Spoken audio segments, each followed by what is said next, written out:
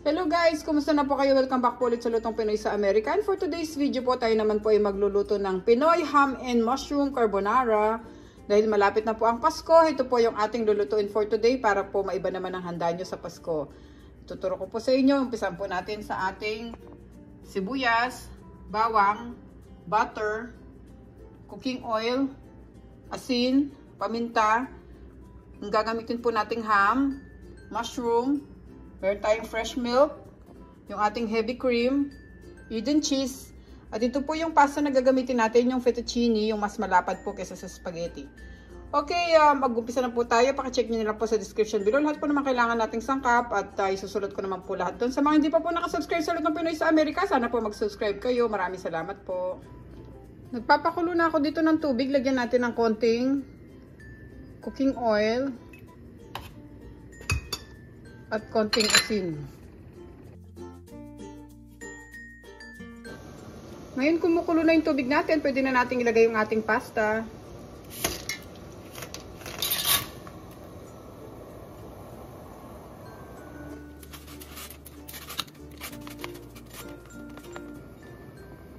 Lagay natin yung takip guys para maluto yung pasta natin. Hintay tayo ng mga 12 to 14 minutes. Ngayon guys, pwede na natin i-check yung ating pasta. After 12 minutes, off ko lang yung ating timer. Okay. Inahalo-halo ko lang siya kanina para hindi siya tumikit sa ilalim. Pwede na natin i-check kung malambot na.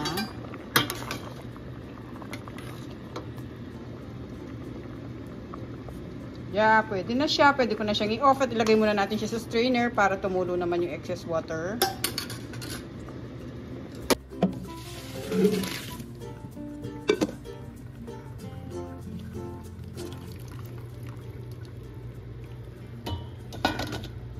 Pwede na nating lutuin yung ating sauce.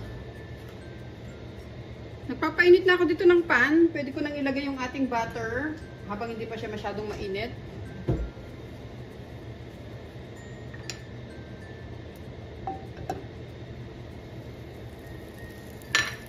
Then nilalagay na natin yung ating cooking oil para hindi masunog yung ating butter.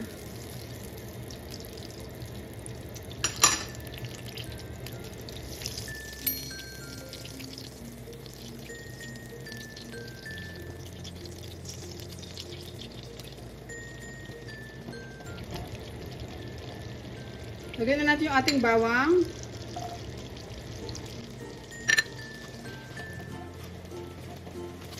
Tapos susunod natin yung ating sibuyas.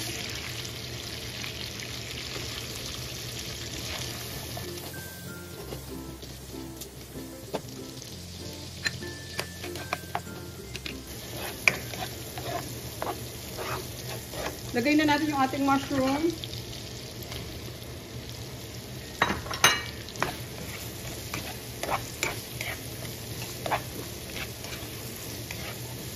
Maglalagay lang ako guys ng 1 teaspoon ng all-purpose flour. Hindi ko na isama doon sa listahan natin kanina.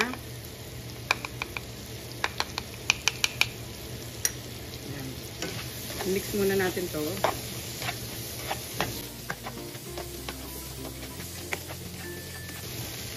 Pag naluluto na yung ating mushroom, pwede nating sunod yung ating ham.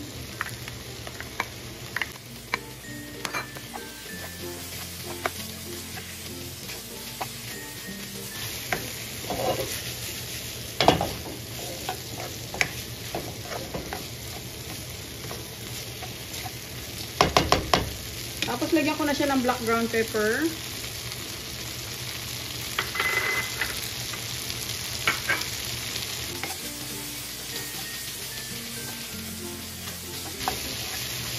Medyo halu-haluin lang natin siya para maluto naman ng konti yung ating ham. Although pre-cook naman tong ham na gamit natin.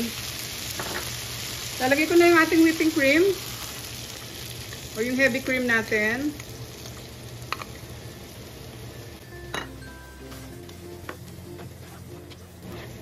Napakadali lang lutuin ito guys. Pag naluto na yung pasta nyo, sunod-sunod na to.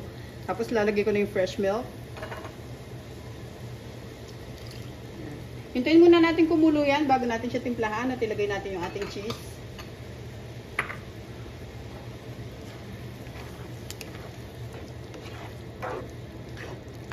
Hindi naman natin siya kailangan takpan guys. Para hindi na lang siya masyado mag-bubbles.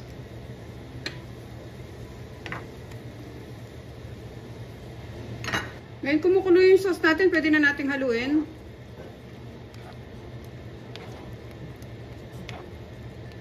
Tapos lagyan natin ng konting salt.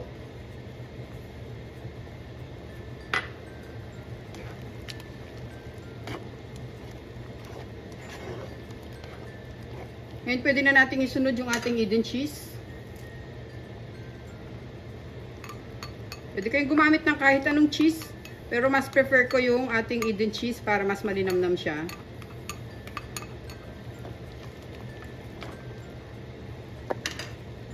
Tapos buhos na natin yung ating pasta.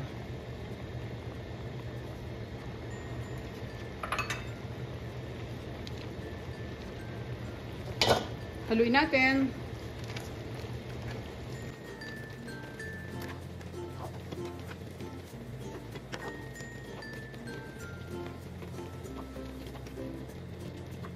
Ngayon pwede natin siyang i-drizzle ng dried parsley.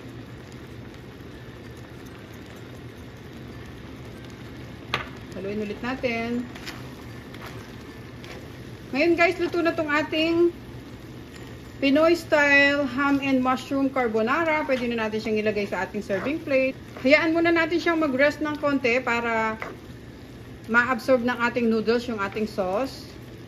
I-off ko na siya.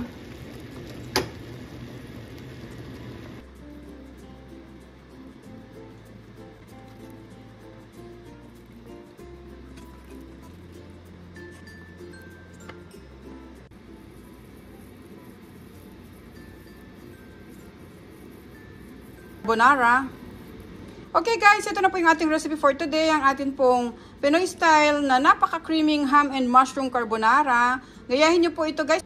Lalo na po, malapit na po ang Pasko. Pwedeng-pwede nyo pong ihain ito para sa pamilya nyo at magugustuhan po ito ng mga bata. Thank you so much po guys sa panonood. Sana po mag-subscribe kayo sa Lutong Pinoy sa Amerika at huwag niyo pong kalimutang panoorin yung other videos namin. Ingat po tayong lahat lagi guys and God bless po. At salamat po sa lahat po ng mga sumusuporta sa Lutong Pinoy sa Amerika. Na-appreciate po namin kayo. Thank you so much po guys. Ingat po tayong lahat. Thank you po.